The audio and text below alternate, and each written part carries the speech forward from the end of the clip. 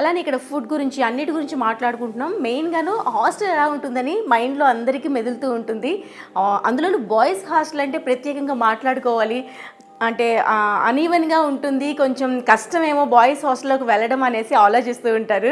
So మీకు దానికోసమే boys hostel ఎట్లా ఉంటుందని చూపించేందుకు ఈ రూమ్ ఎట్లా ఉందో చూస్తే మీకే అర్థమైపోద్ది. ఒకసారి చూసేసుకోండి. ఇలా ఇలా ఒక లుక్ వేయండి. మనకి ఇక్కడ 4 బెడ్స్ కనిపిస్తున్నాయి. చాలా స్పేసియస్గా ఉందండి రూమ్ అంతా కూడాను.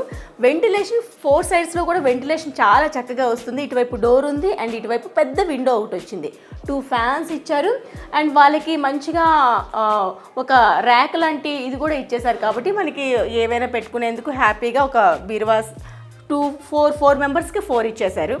అండ్ బెడ్స్ కూడా కంఫర్ట్గానే ఉన్నాయి, మరీ కంజెస్టివ్ కాకుండా బెడ్స్ ఉన్నాయి.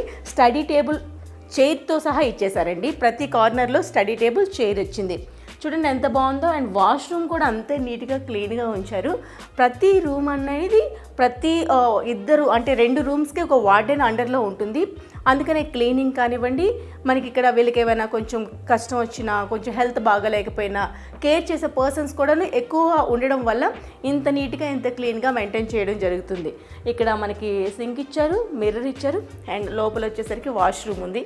రూమ్ బాయ్స్ హాస్టల్ లాగా లేదు. నాకు నిజంగా చూడాలంటే ఇంట్లో ఎలా ఉంటుందో ఒక రూమ్, చిల్డ్రన్ బెడ్రూమ్ ఎట్లా ఉంటుందో అలానే క్లీన్గా నీట్గా పెట్టుకున్నారు. చాలా బాగుంది.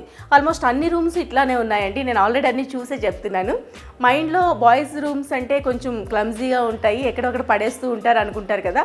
అలా కాదు. మెయిన్గా వీళ్ళకి నేర్పించేటప్పుడు కూడా క్లీన్ అండ్ నీట్గా ఉండాలనేది మెయిన్ ఎజెండా పెట్టుకున్నారు కాబట్టి అన్నీ కూడా ఇక్కడ మీరు చూస్తే బయట పరిసరాలు కానివ్వండి, లోపల ఉండే రూమ్స్ కానివ్వండి అన్నీ క్లీన్ అండ్ నీట్గానే ఉన్నాయి.